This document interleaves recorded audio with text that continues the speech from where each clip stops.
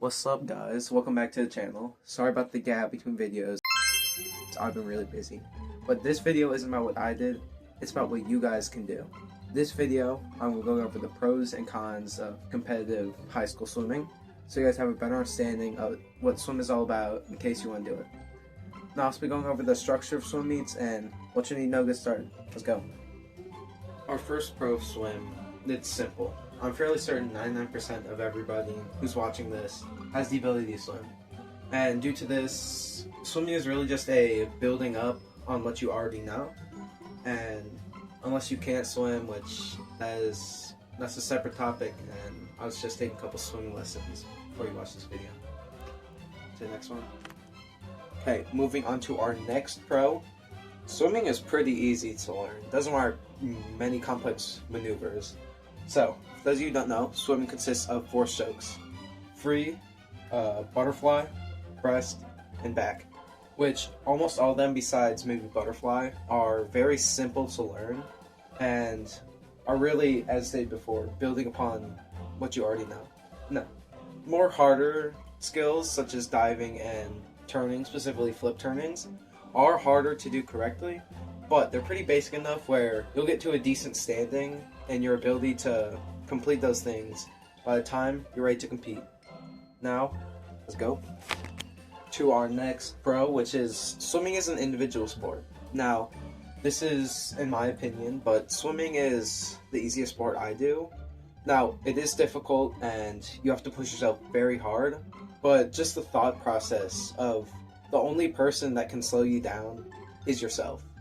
This isn't wrestling where it doesn't matter how good you are. If you're going up against 4-time state qualifier, or volleyball, or football, or anything else, any other team sports, you're only focusing on yourself. So, this idea that the only thing you need to worry about is how good you are, is something that I guess it's easier to grow on because it's only yourself. Okay, a little thing I want to add in here before I go on to the cons is swimming is a very good full body exercise, and in my opinion, at least from experience, it is a great way of getting into shape, getting into condition for your next sport. So for boys, that would be their winter sport, and for girls, that would be their spring sport. On to the cons. Okay, now we're on to the cons. I would say the best saying there is for swim is easy to learn, hard to master. Swimming is very easy to get a hold of, but once you get progressively better and better, your progress almost feels like it's slowing down. It's especially once you get, at least for boys, around 25 or so seconds in the 50 free, I noticed that you really seem to slow down, as it's very hard to improve off of that because you're already pushing your body to its very limits. And something else on top of that is that because there's 4 strokes and you're only going to be swimming, or you're most likely only going to be swimming 1 or 2 of those, it's very hard to get an even across the board for how good you are. Like, unless you're doing the independent medley, which is a race where you have to do all 4 strokes, it's very likely that there's going to be a stroke or 2 that you're subpar at, which, especially as like what happened with me, I really want to do backstroke, but I was so at it, and like in later seasons, it's really hard to switch to a different stroke. Like if you're trying to explore new strokes or one that you think you might be better at. And like with me, I'm just gonna have to wait until next swim season to actually race that competitively. Okay, now onto our next con, which is swimming is a very big time commitment.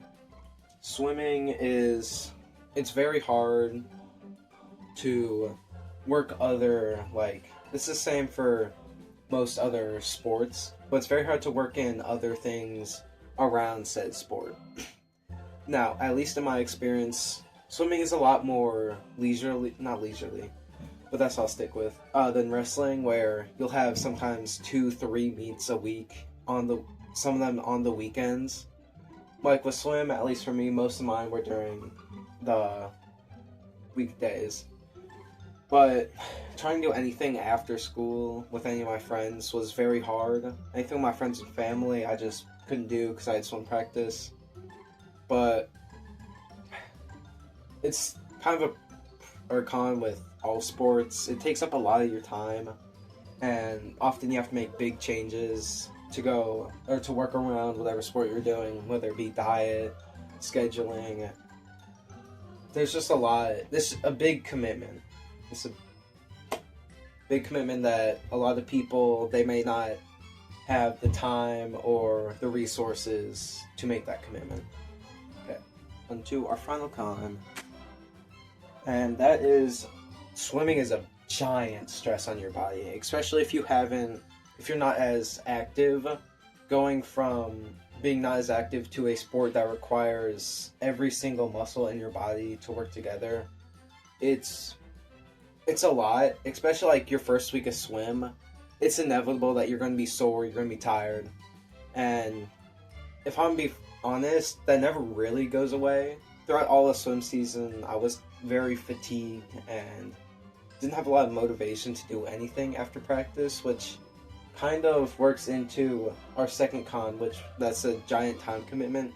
So by the time you get home, you're groggy, you're slow, you're hungry, and it doesn't leave a lot of like motivation to do anything else, which can cut into your friend and family time or any other extracurricular activities that you're going to do. Okay, I think this is a very simple list of pros and cons, and I would suggest doing your own research. This is just a starting point. So, moving on from this, I'm going to be explaining the structure of a swim meet. Alright, now that you guys have heard about the good and the bad about swim, I'll simply explain how meets work so you know what you get yourself into during your first competitions. So, what events you swim will be chosen beforehand by your coach, depending on how good are you at said strokes, and how you place against other people on your team. Now, because swim events, they take place in heats, I can almost guarantee you'll swim in at least one event. But, what is a heat? So a heat is basically a round of each swimming event in which 6 swimmers, or 6 or less, means that there will be one heat.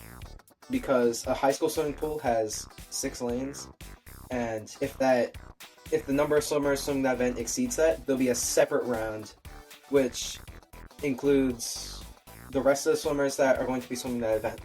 So, because of this, no real limit on the amount of heats. You will probably be placed in at least one event, so don't feel like, oh, I'm starting out, I'm new, I'm not going to get placed in an event, why should I even do this? Because you're going to get to rock, don't worry. Okay, now you might be wondering, if swim's an individual sport, how do you win a swim meet? So, how points work is, wherever you place in your heat or event is how many points, starting at first, I think it's about 5 points, it depends, and then it goes down the line where 6 gets 0. And in the end, each swimmer in each event, how they place will get added up to a total, and that'll determine who wins the meet. Okay, let's take a step back. Why does it matter what's good or bad, or what's happening in a swim meet, if you don't even know what to show up to practice with? So, now, the swimsuits that you'll be using for meets and to be representing your team will be provided by your school. But that doesn't matter right now. Until you get your swimsuits, it's perfectly fine to use a swimsuit from home, either shorts, speedos, one pieces, whatever you have. Besides that, you'll 100% need good goggles that can stand up to water smacking your face, especially when you dive, because I've had this happen multiple times, and it's sometimes cost us our event. Now, my recommendation are 2-strap goggles. They have a strap logo on the back of your head, and the strap logo on the top of your head that keeps it from moving. These are best for competitive swim. Alright you guys, I hope this helps in any way. If you're considering joining swim, I hope this pushed you over the line. Now, don't just take what I said, please do your research and know your limitations before you engage in any sport or extracurricular activity. Now, before I go, I want to talk about what this channel is going to be doing. So until about late February, I'm going to be talking about wrestling, and that is going to be the main focus on my channel, as that's the season I am currently in. And my next video is going to be over my first wrestling tournament that last year took 16 hours. I hope it's not bad this year. I have it, but December 6th, I would believe. And, I mean, you guys just have to stick around and find out if it's just as bad.